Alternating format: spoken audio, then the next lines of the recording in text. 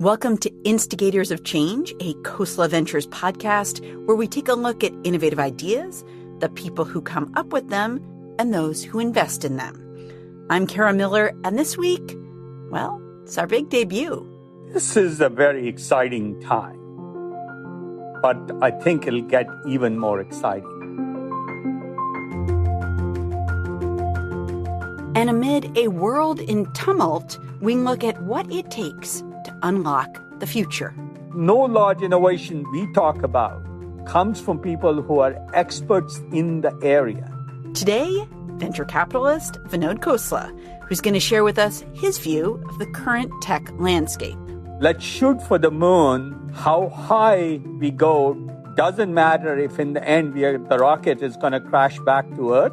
Only time it matters is if it achieves orbital velocity.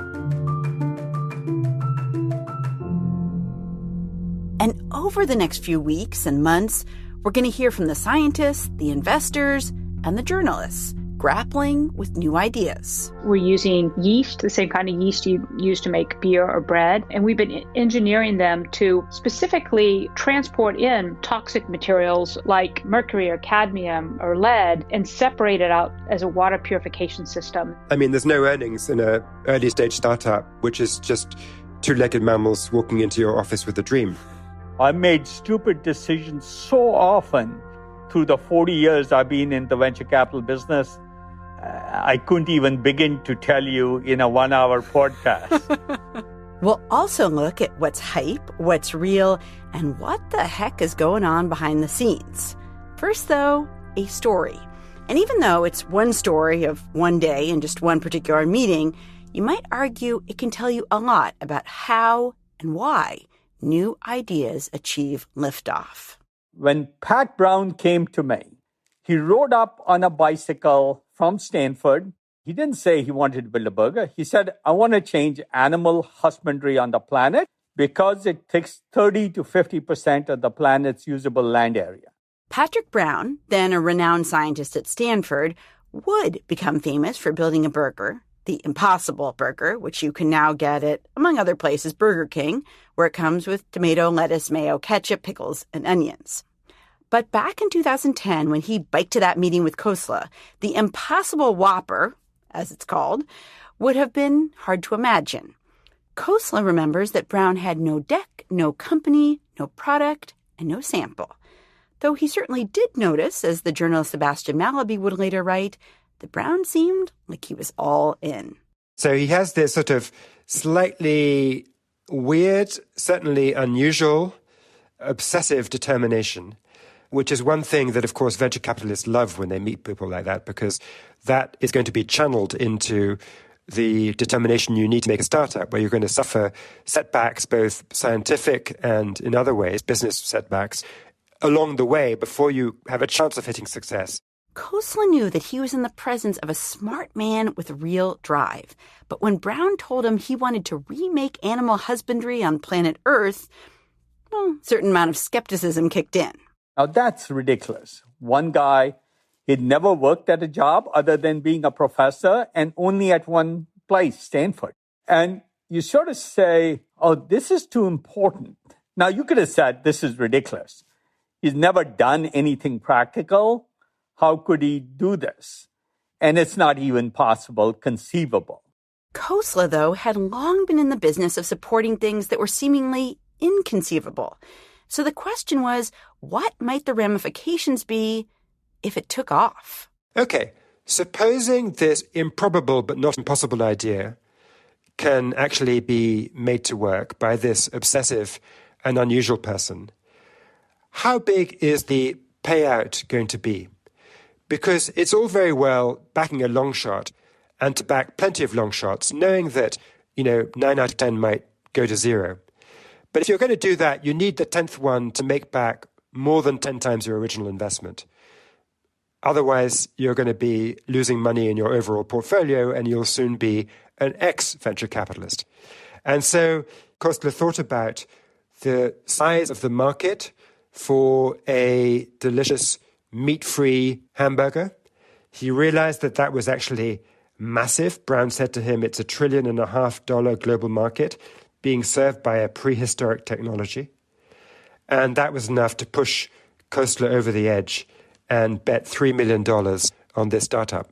But once the check was written, Patrick Brown, about to exit his professorship at Stanford, faced an enormous task. And so he took on a dream that was very, very large and is still pursuing it. It's far from successful yet, but it's a very successful business and a very successful company today. But my answer to him was, what you're talking about is too important to not try, no matter what the probability of success. Radical innovation, Khosla insists, takes a big leap of faith, whether it's in the area of reinventing food, reinventing cars, or reinventing energy. And sometimes those big leaps won't work out for any number of reasons. You know, people often complain about the Theranoses of the world, the big failures. You know, failures will happen. Fraud will happen. Things will go splat. But that's okay, because if 1 out of 10 succeeds, even though most startups will fail, most startups will lose money, more money will be made than lost, and more value will be created than spent, despite those flashy failures like Theranos. And that particularly is hard to avoid. Fraud in any area where money is involved is hard to avoid. Khosla, a co-founder of Sun Microsystems, started KV in 2004. And he says, if you want to know where tech is headed and what the funding climate is like right now, it's worth paying attention to a curious trend that began a few years back. 15 years ago, you wouldn't have said tech could drive energy. Tech could drive construction. Tech could drive transportation, think Uber, or hoteling, think Airbnb. Right. So tech used to be about tech businesses, mobile, internet, enterprise software, consumer applications. It's become much, much broader now and is starting to impact all parts of society now. And it's starting to affect most parts of non-governmental GDP. And the really exciting opportunity we have is we have hundreds of percent, maybe thousands of percent improvement in resource utilization that is now possible through technology multipliers. Technology is the only thing that can multiply resources. Everything else I've seen is about small, a few percent, 5, 10, 20% improvement in efficiency. So this is very exciting. Another way I think about it is 700 million people on the planet have a rich lifestyle today. They're rich in energy, rich in transportation, rich in housing, rich in education, rich in entertainment, financial services, medical services, you name it. 7 billion people want it, and we have to do it without destroying the planet. That's a big ask, Khosla says, and it's even more complicated when you start to think about the level of our dependence on natural resources. So today, every single year, society extracts 100 billion tons of material from the environment to produce goods and services for 7 billion people. So 15 tons of stuff for each one of you. Now, imagine moving from a world in which a fraction of us, about 1 out of 10, uses lots of stuff, to a world in which 3, or 4, or 5 out of every 10 people demands lots of resources. On this show, we're going to keep coming back to how you make that work, how you spread prosperity in what the Harvard economist Rebecca Henderson has called a world on fire, and how tech might be able to help get us there. In Khosla's view, it's actually the only thing that can bridge the gap. There's 2 visions of the future. Those who say we have to consume less, spend less, use less, and those who believe in abundance through better technology. I'm a believer in great abundance and bringing all 7 billion people to today's lifestyle of the top 10%, using technology as the multiplier. And that's what's really, really exciting. When you talk about technology bringing about already a lot of change and you think there's the potential for a lot more, I mean, in some ways, obviously, tech investors aren't just investing in tech. They're investing at the intersection of tech and people, like how people use that tech. Do you worry that as things go really quickly, it's going to be a big adjustment for people to see how quickly tech changes? Well, in some areas, there will be adjustment. In the internet, the older generations were slower to come along, but they are fully up to speed now in most areas. Now, it's not equally accessible to everybody at the bottom of the economic pyramid yet, but hopefully that will change also. In fact, it may be a great equalizing force. In some areas, it will take time for people to catch up.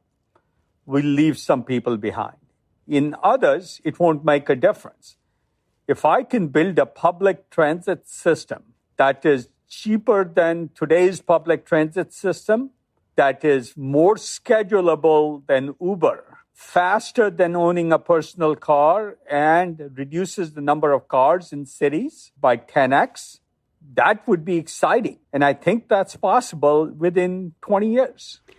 Give me a sense of a couple of the most interesting technologies to you right now, like the ones that you think that if we were to have this conversation again in 10 or 20 years, that we'd look back and say, wow, that really changed our lives? I think there will be many, many such areas. Obviously, if we don't solve the climate problem, we have a problem that will change our lives very dramatically. But the flip side of that is if we solve the problem with the right technologies, we'll have less pollution, less emissions, more sustainability, and more importantly, abundant energy. So, it's very hard for me to pin an area because no matter where I look, I see room for great innovation where it would improve resource utilization by hundreds, if not thousands of %, as I said before. Let me give you a personal episode. After I turned 60, I asked myself, what problems should I work on? And I looked at US and global GDP, and I tried to ask myself, which societal problems are addressable by technology? And I was shocked. In almost every area, from education to entertainment, from building houses to building transportation, I could come up ways to radically transform society with incremental approaches and incremental approaches to investment that could completely change society. So we have to imagine the possible. 15, 20 years ago, it was hard to imagine Airbnb having more hotel rooms than Hilton. Right.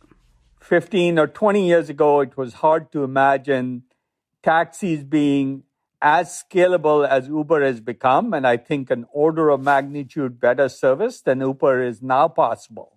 They'll become public transit and eliminate the need for most people owning cars.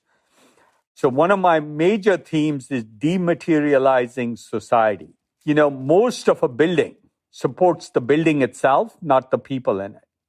If you have a 3-story house, you might support 30 people in it, and 30 people might be 5,000 pounds of weight, but the building itself is a lot more weight. So could you dematerialize it, use much less material per square foot of construction? Could you take 1/10 amount of steel to build transportation? Today, a 200-pound person has thousands of pounds of steel surrounding them in a vehicle. Could you make it a few hundred pounds of steel? All these are not only possible, they're conceivable solutions today. And I think the brightest, smartest entrepreneurs are inventing all this. But who, you might ask, is going to come up with the biggest breakthroughs? The technologies that quietly change how we work and travel, spend our free time, get the stuff we need. Vinod Khosla notes that he's been in Silicon Valley since 1978, and in that time, the biggest winners in various industries, well, they aren't at all who you might imagine. In that 40-some years, I have not seen one large example of large innovation that transformed society, and there's maybe one or two areas of exception, but no large innovation we talk about comes from people who are experts in the area. Airbnb wasn't invented by hotel experts. It was by somebody who knew nothing about hotels. Electric cars, sort of redirected by Tesla, wasn't somebody who had ever worked in automotive or knew anything about automotive electric cars. Space wasn't reinvented by anybody who knew Boeing or Lockheed or Airbus. It was done by a bunch of startups like Rocket Lab and SpaceX. Biotechnology was the first area I saw. Pharmaceutical companies almost completely ignored biotechnology when Genentech was a small seed startup. So retailing was invented by somebody, best Jeff Bezos, who didn't know anything about retailing. You would have thought Walmart and Target people would know it. It wasn't. Right. So no matter where I look, media is my favorite example. It wasn't Fox or CBS or NBC or NPR. It was YouTube and Twitter and Netflix and Facebook. People who didn't even know they were in the media business. So no matter where you look, invention comes from people who re-examine inventions and ask, why can't this be done differently? Almost all incremental innovation comes from experts, people who know the area. They can improve an area. Intel can go from a 10 nanometer process to 7 nanometer process for semiconductor chips. That is incremental. But reinventing an area comes from people who rethink the problem from the bottom up. So, I mean, that's very interesting because you're really saying there's this power, which is the power like of the outsider, of the founder. And we heard earlier from the journalist Sebastian Mallaby, and we're going to have him on this podcast for an in-depth discussion soon. He really immersed himself in the venture capital world. He has a new book out about it. And he says, and I would say with some measure of concern, but I'm interested in your take, that there's a lot of power right now in the hands of founders. What do you think of that assessment? And if you think it is right, does it concern you at all? So there's different types of power, and let me try and elaborate. Financial power, fundraising power to do what they want generally will result in no checks and balances, which can often be a good thing. More things will fail, more bad investments will be made. But in the end, if we're talking the power to innovate, not invest, founders having more power is a really good thing. Okay. They have more freedom to be unchecked by pragmatism, which is why large innovation happens. Pragmatism results in incremental innovation. Unchecked, imagine the possible and try and make it happen is something that happens from unchecked behavior, somebody pursuing a dare to dream and then try, sometimes very foolishly, to try and make that dream come true. And it's sort of the dream I've followed. I had a dream when I first came to the Valley, then followed it and tried to make it happen against all odds. Sort of a young person with a funny accent from a foreign land, never lived in this country. Imagine building a large computer company to take on the giants. Now that sounds ridiculous. And if we had had pragmatic investors, they would have caused us to do some very narrow things. So the probability of success goes up, but the consequences of success, in my mind, would have been inconsequential. I decided to go for broke. The phrase we used to use, and I think this is true of all entrepreneurs, is let's shoot for the moon. How high we go doesn't matter if in the end the rocket is going to crash back to Earth. Only time it matters is if it achieves orbital velocity and escapes Earth's gravity. Is there a technology or two that you look at and you think, people think this is going somewhere? I don't really. So I much more like to talk about the future in terms of technologies I think that will go somewhere. taking diversion for a minute, I'll come back to your question. Okay. If you had an AI tutor, every kid on the planet could have a personal tutor almost for free. Far more effective than trying to build smaller classrooms, which are incremental solutions and for which there's not enough money for. If all of medicine could be practiced by an AI, you could replace 80% of what physicians do and really make the stuff accessible and cost-effective for almost everybody on the planet.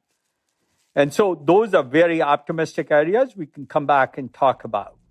We haven't talked about the potential of AI in all these areas. But, when it comes to talking about things that are overhyped, I would say in the past, we've seen cycles of overhype. So nanotechnology was very popular in the early 2000s. But what really happens is concept is overhyped, and as time evolves, either it fails, but mostly it doesn't fail. It evolves into something useful. So take a technology like the blockchain.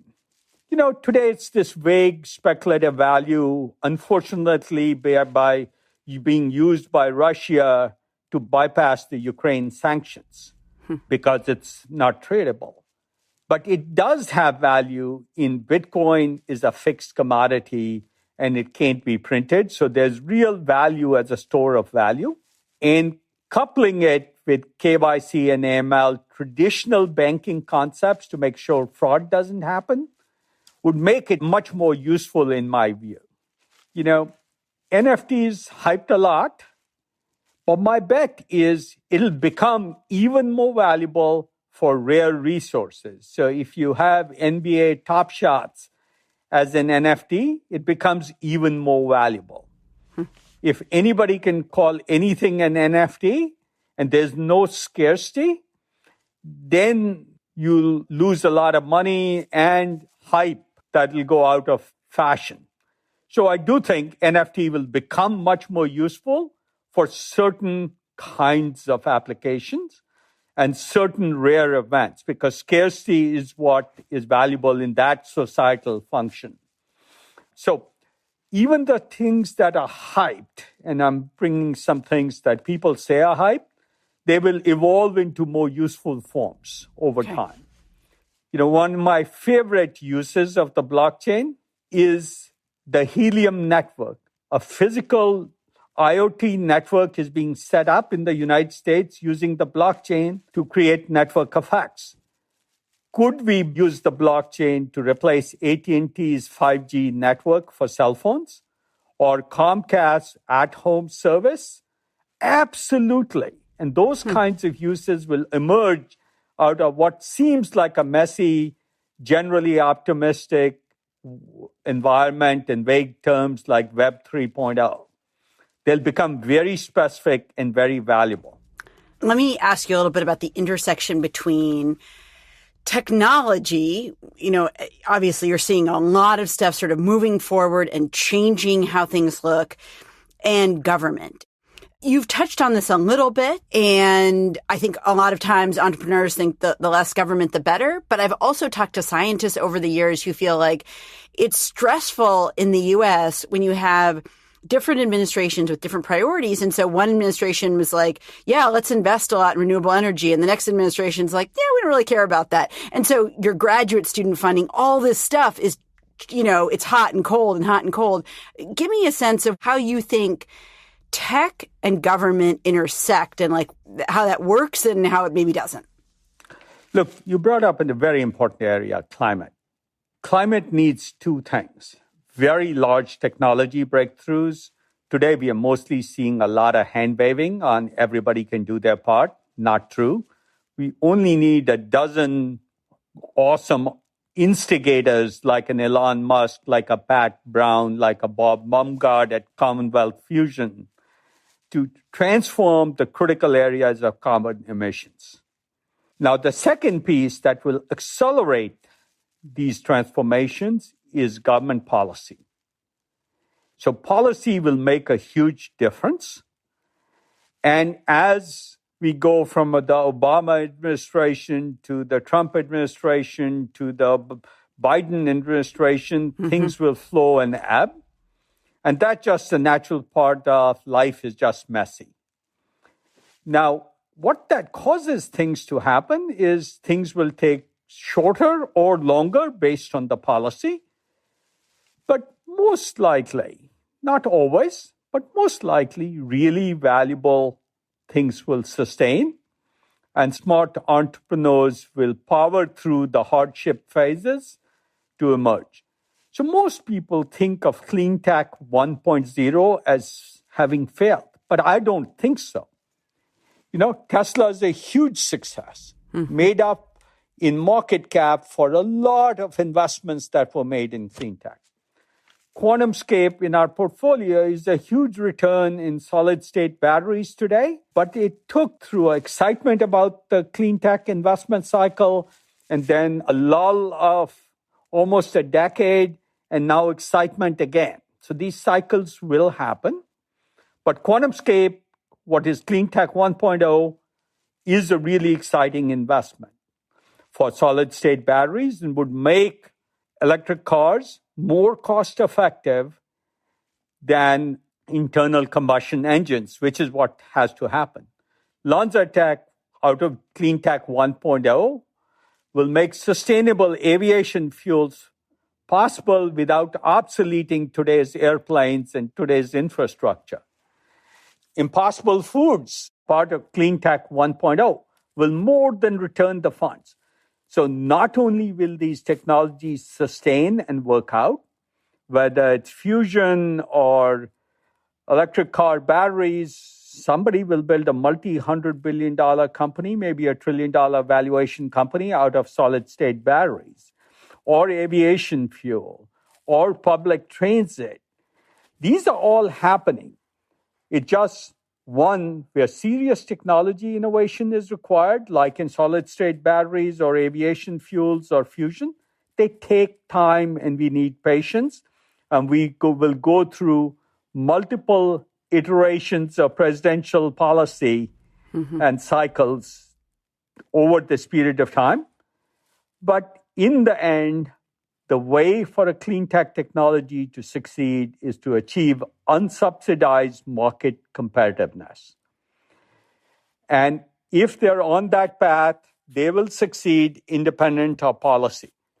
With policy that can be accelerated, because even when they're market competitive eventually, at very small scale, when they're starting up, they will never be market competitive. And that's when a green premium will be required. People willing to pay that, people willing to subsidize that temporarily and for a short period of time. But there's so many exciting areas around climate where policy could be accelerated or decelerated, where we need large breakthroughs. We've talked about a lot of sort of these really big next stage kinds of technologies in clean tech and, dealing with global warming. Whether it's that or it's other things, since you often sit down with people who are telling you an idea, they haven't done the thing yet, they don't have the prototype to show you, or they can't really demonstrate it to you. What is it that you're looking for when somebody's telling you something that seems almost unbelievable? Like, what are you looking for initially? When somebody's talking about something really improbable, I don't think of it as investing in a rate of return I can compute in a spreadsheet. I think we are investing in an option, buying an option in financial terms in a large area. So I look at the probability of success and the consequences of success. If we are successful, how large is it? So take a company like Square. It was 4 or 5 people when we invested. But if it was going to transform small business, it'd be as valuable or more valuable than American Express in 10 years. That was the thesis. The probability of it being an American Express was low. The probability of creating $100 billion of value, if it succeeded, would be high. So if it succeeded, was low. let's say, single-digit percent, but the expected value was very high. So that's one way to look at it. Another way I look at it is investing is not what we do. Investing is about transactions. You buy equity in a company and then you sell equity. That, to me, is a transaction. I think of us at Khosla Ventures being in the business of venture assistance, assisting entrepreneurs to build their dreams. It's not a transaction. It's somebody's dream. We help them build. So it's building a great enterprise is what we are assisting in and helping an entrepreneur with. And if the consequences of success, no matter what the probability of success, are large, like $100 billion of value in a company like Square or Stripe or Impossible Foods or pick your favorite, or a DoorDash or an Instacart, then it's worth attempting. And that's what our business is about. That's the venture part of venture capital. The capital part of venture capital is mostly inconsequential. And whether the environment is hyped as it is today, and there's a lot of wasteful investing or high valuation investing or not, in the end will not be consequential to society. What will be consequential is that really interesting projects get taken on by entrepreneurs, emboldened, and despite all the hubris that turns out to be fraud or hubris only, the ones that succeed will make it all worth it. Look at the transformation technology has done in the last 20 years. In medicine, in biotechnology, in transportation, in Uber, in Google, in Facebook, all these things. Was there a company or two that you wish you had invested in? Are there a couple that you sort of think about as like, yeah, I wish I'd gotten in on the ground floor of those? Look, one of the things about our business is these things are so improbable. We are guessing at which improbable is more probable than a less likely improbable. To answer your question directly, I feel stupid all the time. I made stupid decisions so often through the 40 years I've been in the venture capital business. But this is where you have to be willing to fail to succeed and know that you'll never get most of these right. You know, you talked about being an immigrant and coming to Silicon Valley. And I just wonder if you can give a sense of where you think America is in terms of competitiveness. I mean, there's been a lot of work done on that, you know, when you think about companies in the Valley, many of them, something like half, have at least one immigrant founder. And I wonder, is the U.S. still in that sort of good position that it was when you came? Or are people like, no, I'm going to stay where I am and not come to the U.S.?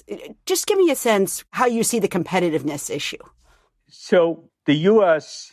and the Trump administration definitely set back innovation in the U.S. by discouraging talent. Talent in our universities, talent in our startups, under a fairly silly notion of jobs and immigrants. I think the more talented immigrants we allow, and frankly, more immigrants we allow in a legal way, the better off we will be. We can't have unfettered illegal immigration, but that shouldn't hurt legal immigration of all types, talented or otherwise.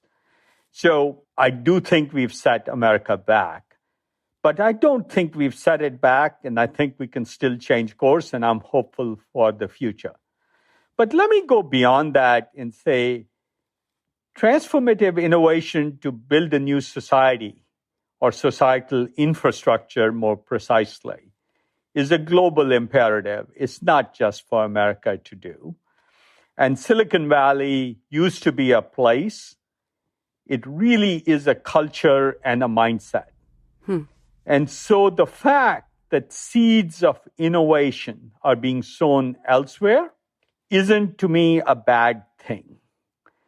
To me, the more Silicon Valley locations we can start, whether they're in Bangalore or Shanghai, the better off we are.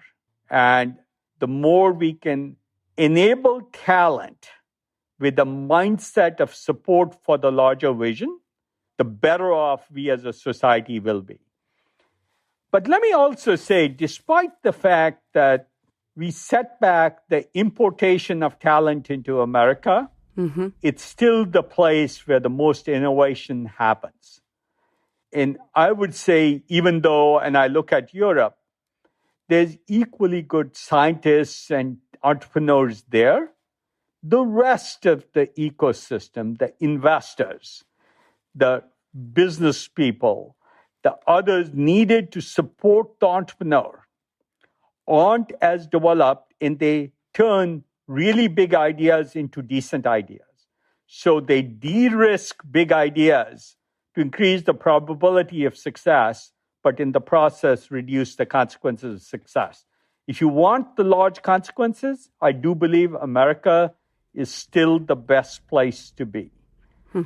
And the good thing to me is there's so many things to be done, and innovation isn't a zero-sum game.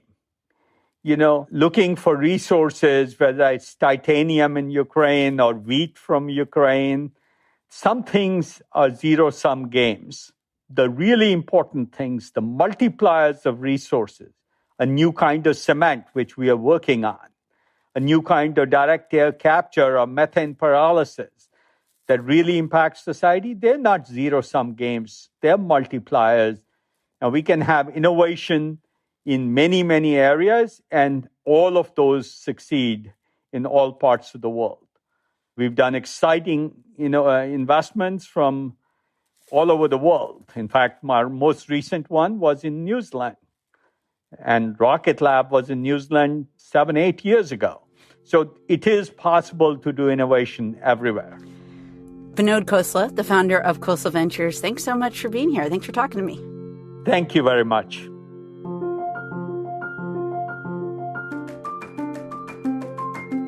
And thanks to you for joining us on our first show.